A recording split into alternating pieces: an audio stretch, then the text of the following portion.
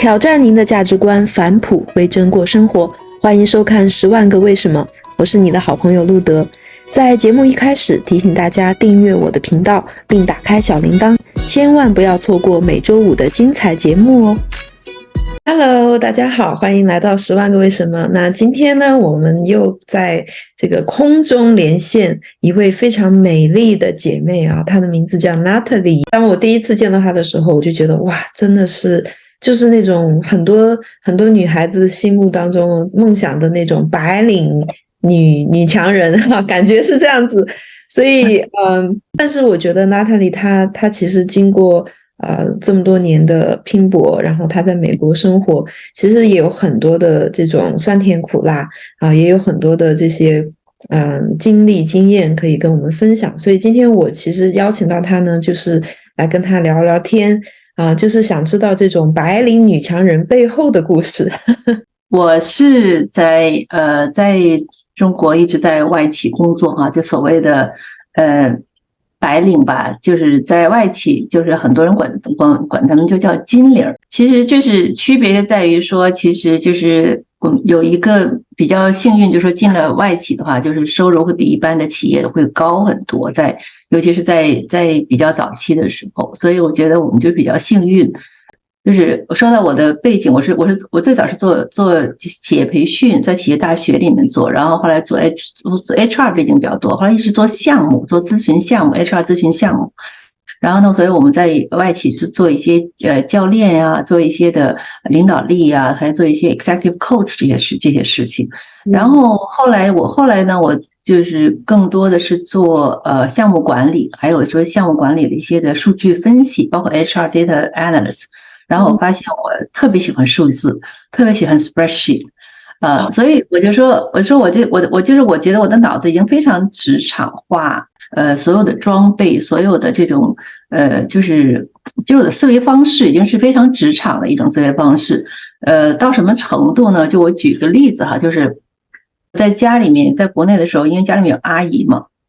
然后呢，我们家所有人是有 job description 的。然后呢，生了小孩，比如说丈夫是什么角色，有什么 job description， 然后呢，那个如果婆婆来住的话，她要做哪些事情，哪些事情她是不用管，哪些事情她是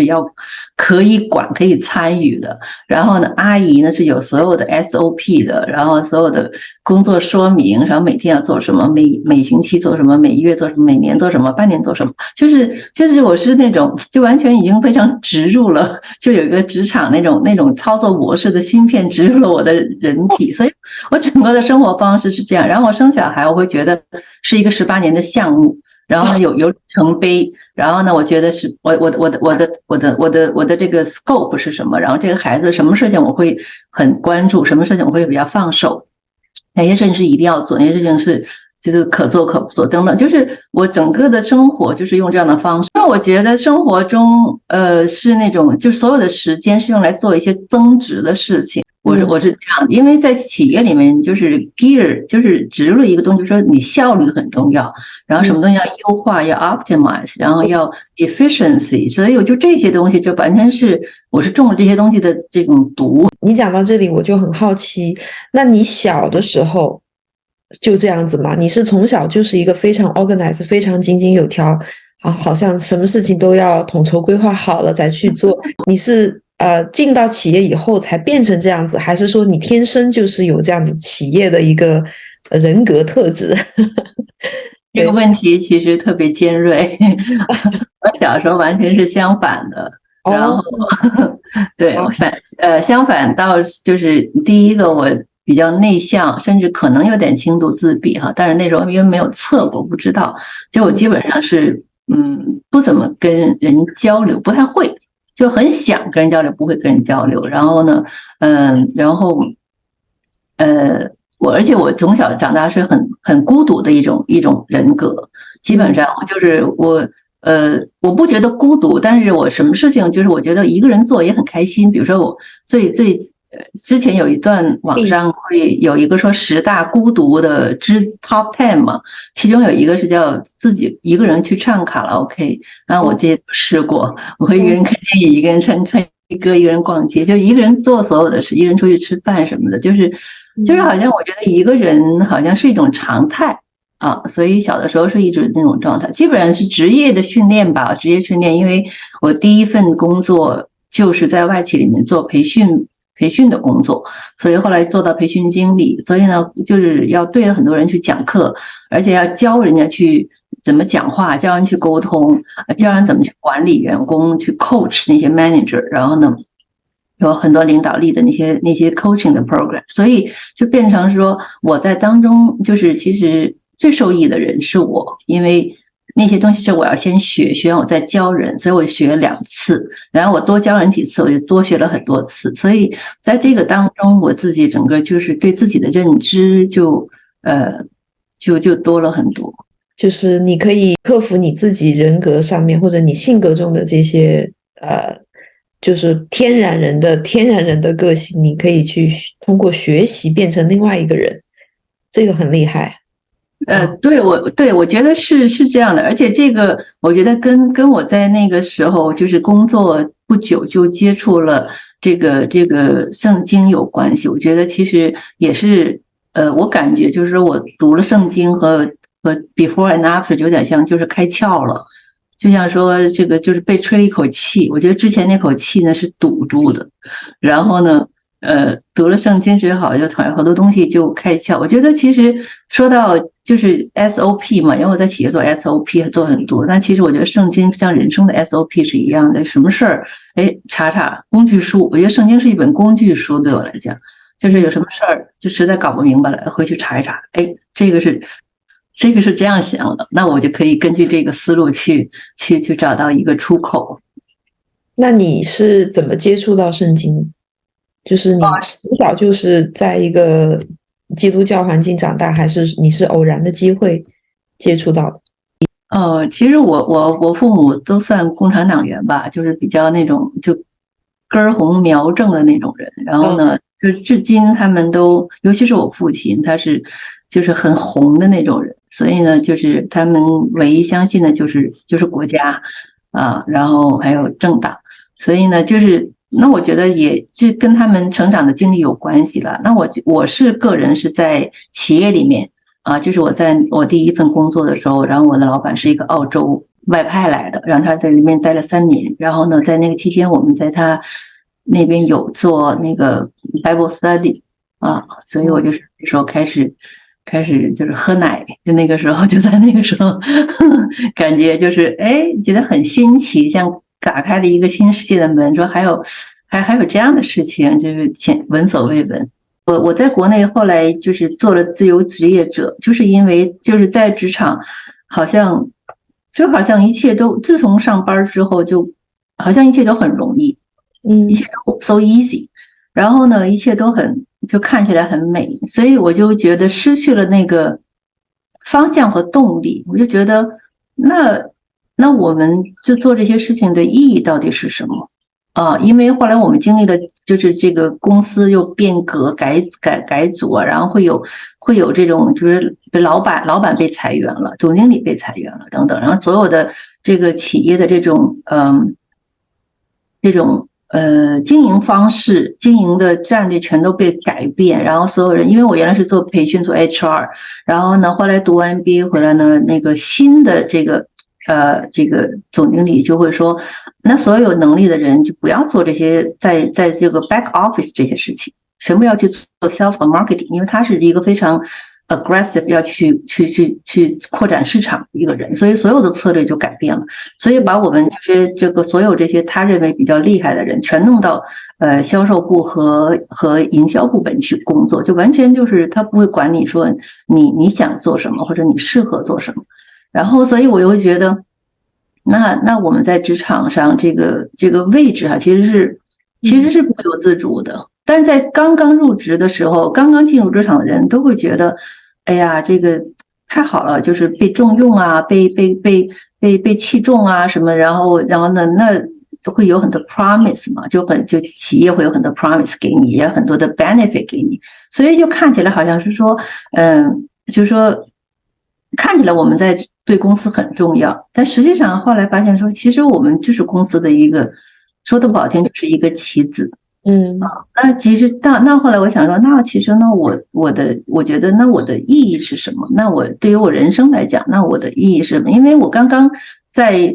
广州，就是刚刚接触圣经的时候，那时候我的那个老板就是问了我半年这个问题，说 What do you want for life？这个问题他问了我半年，我也没回答出来，甚至我不明白他为什么会问这个问题。所以，但这个问题呢，过了好多年之后还没有得到解答，就是 What do I want for life？就这是一个很大的问题。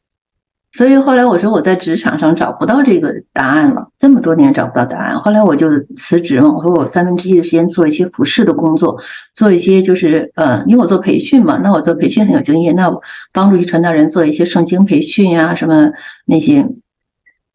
包括他们有2个南非的老奶奶，70、80岁，就每年来中国传道，然后帮他们做这些教材的翻译啊，做一些就很基本的工作，帮他们做课程口译这样子。因为我做口译很厉害的，现场口译可以做到同传的那种水平，因为我父母就是翻译嘛，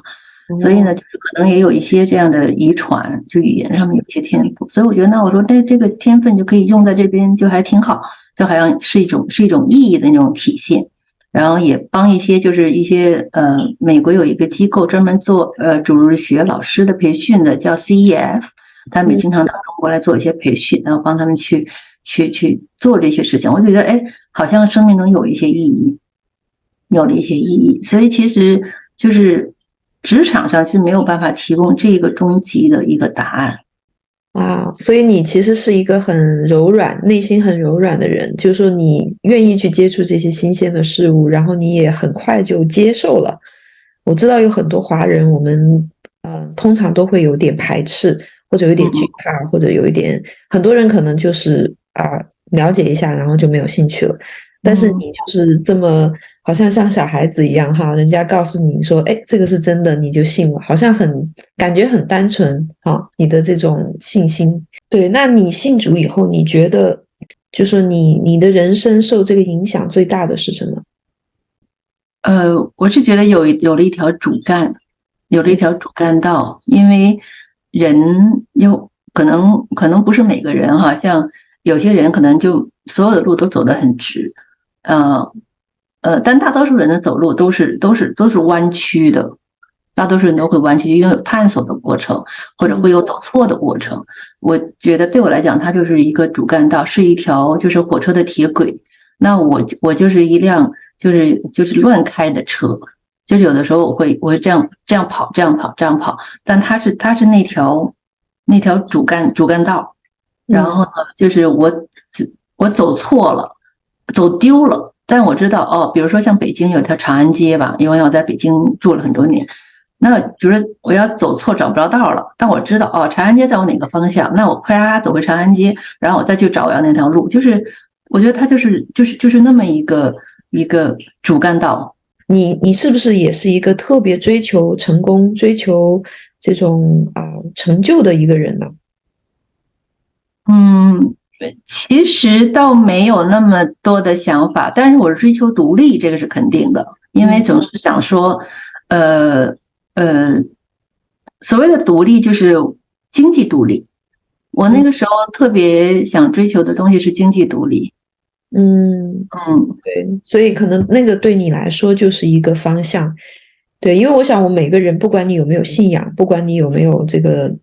宗教背景，但是人生总是有一个方向嘛，就每个人都想要有一个向往，到底我这一辈子我要朝哪一个方向去活。对，那我在想，对我自己而言，我觉得我小时候我就是想要考那个最好的大学就想去北大。对，当然这个去完北大以后，当然最终的梦想还是希望自己有所成就，能够在这个世界上有一点点的不是说要出名，但是就觉得好像要留下一点什么，留下一点痕迹吧，不然的话就好像这辈子就这样就过了，就没了。因为我以前也是无神论嘛，那我就觉得人死以后好像就什么都没有了，觉得好像很那个就是没有意义的人生。所以如果要让我的人生有意义呢，我就必须要有一点这个成就，让世人能够好认识我哈，大概有一点这样子的一种。其实后来我回想，这个也是一种信仰，这个也是我的神，就是说我把这个东西追求这个学业上的成就，这个当做一个神，对。所以我就想了解说你在信主之前，有没有就是也是有一点像，比如说你追求经济独立，这个就是你的一个人生的信仰，所以你就一直在往这个方向去努力。我其实有那么一个就是概念，但其实不是特别清晰，因为我在因为从小比较骄傲，家里面其实条件蛮好的，因为我父母是外交官嘛，他们都是在国外工作，然后呢拿2份工资的，所以他们国内那份工资都是给我们花的，所以其实我们吃的也好，住的也好，其实经济还蛮好，但是呢就是觉得受约束。所以呢，其实我所谓就是想经济独立的这种动力是希望不再受这种约束，因为他们就会有话语权嘛，他们就是好像给你吃喝，就好像可以对你有话语权。所以我其实可能更多的是想那种就想独立，然后呢是以经济独立的方式来寻求那种所谓的独立。后来我高中毕业的时候呢，我就做了一件我父母特别生气的事情，就直接去工作了。然后呢，但是他们就说你们怎么能不读大学呢？你人生就完蛋了，不读大学。他们是读书至上的人嘛，因为他们两个都是中大毕业的，我父母，